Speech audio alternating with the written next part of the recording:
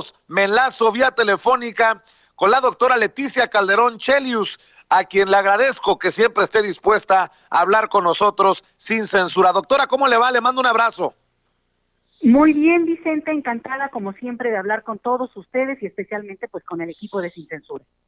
Oiga, a ver, para entrar, ¿qué le pareció la referencia religiosa que hace el presidente Andrés Manuel López Obrador? Hasta ofrece disculpas a todos los que creen o no creen para referirse al Papa y hablar de por qué primero los pobres. Para mí, deja la víbora chillando y es algo así como un coscorrón a aquellos que simple y sencillamente se niegan a aceptar que en este México, frente a la pandemia, sean primeros los pobres.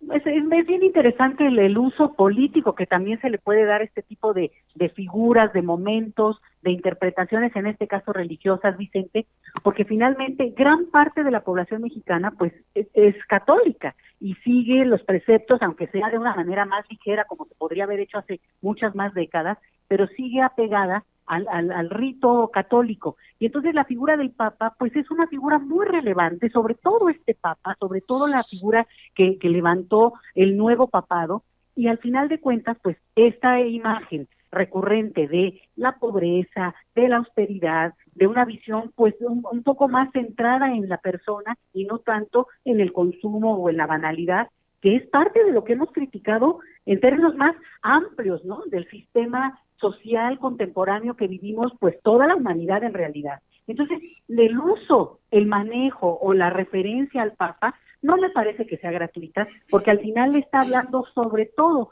a ese perfil de población que se apega a esa religión católica, y en este caso, sobre todo, fíjate, a la cúpula mexicana, que es en la mayoría católica y muy seguidora de la religión y del Papa. Bueno, no el sexenio pasado Peña Nieto se pudo haber casado o no casado, era irrelevante, tenía una pareja, o por lo menos actuó que tenía una pareja, pero era necesario, simbólicamente hablando, ir a que el Papa les diera su bendición. O sea, ¿por qué? Pues porque es el mensaje político. En términos de vida privada a nadie le importa, eso es algo totalmente personal, pero en términos del mensaje político era relevante.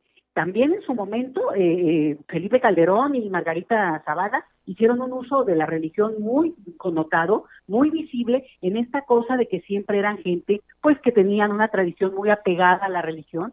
Y entonces este mensaje no es casual, tiene que ver también con hablarles a esos que profesan la religión católica, que parte de un culto muy importante y es Jesucristo crucificado justo en estos días religiosos, ¿no? O digamos, desde la religión católica.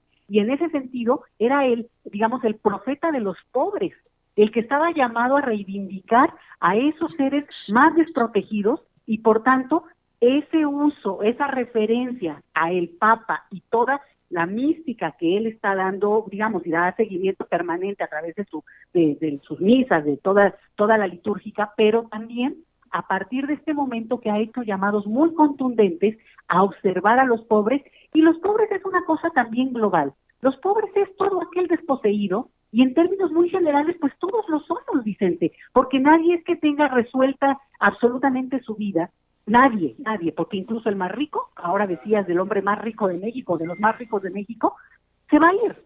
¿Y por qué? Porque eso es parte de la naturaleza humana. Entonces no importa lo que acumules, al final vamos a morir. Y en ese sentido, ese llamado a reconocer la vulnerabilidad y por tanto lo desposeídos que somos, me parece muy interesante. Habría que analizarlo y en todo caso los que son expertos en religión podrán decir mucho más, pero a mí políticamente hablando, te lo digo, que me hace muy potente, porque a ver, ¿qué católico podrá darle la vuelta y decir, no, el Papa miente?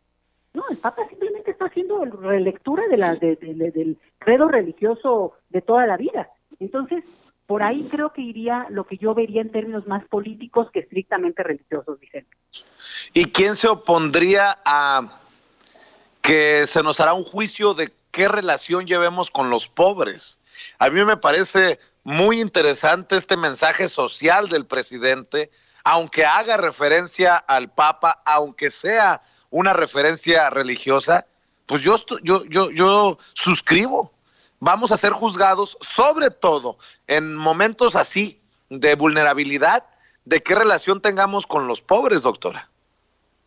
Y sí, y los pobres, insisto, los pobres no es, solamente el más desposeído, aquel en el cual, bueno, al final de cuentas tenemos como muy claro la extrema carencia que países como el nuestro es increíble que siga teniendo, y bueno, ahora con una circunstancia tan tremenda, vamos a ver qué ocurre con eso en términos de la extrema pobreza. Eso es impresentable. Eso lo que impresiona a Vicente es que hoy por hoy la cúpula empresarial o la gente más rica del país se venga a sorprender como si no tuvieran conocimiento de las cifras del país que somos desde hace décadas. O sea, que se vengan a sorprender o a decir, es que no hay inversión en esto, no hay en lo otro. Bueno, ¿en qué momento se preocuparon por eso? ¿En qué momento hubo, ahí sí, un llamado a que los pobres dejen de serlo, por lo menos en extrema situación?